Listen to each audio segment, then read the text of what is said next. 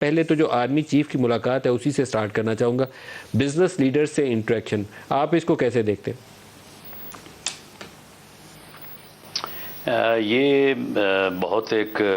مثبت پیش رفت ہے، کیونکہ بزنس لیڈرز جو ہیں جب ان کا کانفیڈنس بحال ہوگا تو پھر بزنس کمیونٹی جو ہے وہ جب گورنمنٹ کے ساتھ چلے گی تو اس سے معاشی پالیسیوں کے اوپر عمل درآمد کرنا بھی اور معاشی استحکام جو ہے اس کا حاصل کرنا جو ہے وہ آسان بھی ہوتا ہے اور اس میں بہتر جو ہے وہ پیش رفت ہوتی ہے۔ تو اس میں آرمی چیف کیونکہ وہ اسٹیٹ کو ریپریزنٹ کرتے ہیں، ریاست کو ریپریزنٹ کرتے ہیں، اور وزیر خزانہ جو ہے وہ گورنمنٹ کو ریپریزنٹ کرتے ہیں، تو ان دونوں کا وہاں پہ موجود ہونا اور اپنے بزنس لیڈر سے جو ہے وہ ایک ڈائلاگ کرنا اور ان کے سوالات کا جواب دینا، یہ ماضی میں بھی ہوتا رہا ہے، لیکن اس وقت کی بھی یہ شاید اشد ضرورت تھا اور اس کا ہونا جو ہے یہ بہت بہتر رہے گا۔ اچھا رانا صاحب، وہاں پر کچھ کاروباری حضرات نے ایک تجویز دی، بڑی مثبت پیش رفت ہے۔ کچھ کاروباری حضرات نے تجویز دی اور کہا کہ عمران خان بیان دے رہے ہیں کہ وہ موجودہ آرمی چیف سے ملنا چاہتے ہیں، تو آپ کو ایک کردار ادا کرنا چاہیے تاکہ یہ جو پولرائزیشن ہے سیاست کے اندر اس کو کم کیا جا سکے، کچھ تلخی کم ہو جائے۔ اور وہیں پہ کسی نے، میں نام نہیں لے رہا، کسی نے کامنٹ کیا کہ ایک طرف وہ موجودہ آرمی چیف سے ملنا چاہ رہے ہیں اور دوسری طرف دوسرے ہی جملے میں وہ فارمر آرمی چیف کا کورٹ مارشل بھی کروانا چاہتے ہیں۔ تو آرمی چیف نے صرف اس پہ اکتفا کیا کہ میں سیاسی معاملات میں مداخلت نہیں کرنا چاہتا، سیاست سے دور رہنا چاہتا ہوں۔ یہ جملہ بڑا معنی خیز اور امپورٹنٹ ہے، پاکستان کی سیاست میں کبھی اسٹیبلشمنٹ سیاست سے دور رہی نہیں ہے، کہیں بھی تو تب بھی دور نہیں رہی۔ ابھی ان کے جملے کو آپ کیسے دیکھتے ہیں؟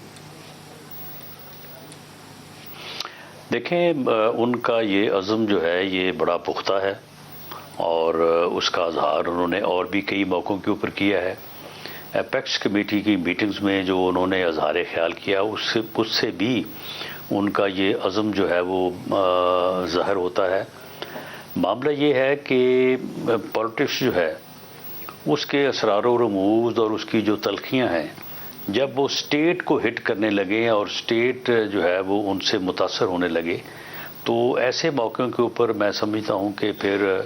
اسٹیبلشمنٹ کو یا وہ ان تمام اداروں کو، ان اداروں میں آپ ایک ادارے کا نام کیوں لیں، اس میں دوسرے ادارے بھی ہیں، اس میں سول سوسائٹی بھی ہے، اس میں جوڈیشری بھی ہے، تو اسٹیٹ کی حفاظت کے لیے تو سب کو جو ہے وہ آگے آنا چاہیے اور آگے آنا جو ہے اور معاملات کو سلجھانا جو ہے وہ کوئی نامناسب بات نہیں ہے۔ اب ملک جو ہے وہ اس مرحلے پہ پہنچا چاہتا ہے کہ ایک آدمی جو اپنی ضد، جو اپنی انا، جو اپنی ہٹ دھرمی، جو اپنی غیر جمہوری سوچ، منفی سوچ، انتقامی سوچ کی وجہ سے اس ملک کی سیاست کو اس حد تک پراگندہ کر چکا ہے، متاثر کر چکا ہے کہ وہ اب اسٹیٹ کو خطرے سے دوچار کرنے کی طرف بڑھ رہی ہے۔ میں سمجھتا ہوں کہ اس مرحلے کے اوپر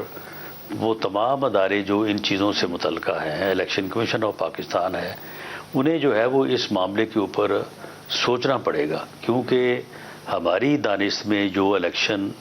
جس طرح سے یہ ایک پرپیچول، ایک پرماننٹ جو ہے وہ ڈسیبلٹی، عدم استحکام جو ہے وہ ملک کو اس طرح کا الیکشن دو چار کرے گا۔ یہ ہماری رائے ہے، اس کے اوپر باقی بھی سوچیں، اگر وہ ساری رائے درست نہیں ہے تو پھر ٹھیک ہے، ہم اکثریت کی رائے کو احترام کریں گے۔ تو یہ اس ملک کو ایک مستقل بحران سے جو ہے وہ دو چار کر دے گا اور شاید اس فتنے کی جو یہ ملک کو جس صورتحال سے دو چار کرنا چاہتا ہے، اس کا سیر نصب العین، اس کا مقصد یہی ہے۔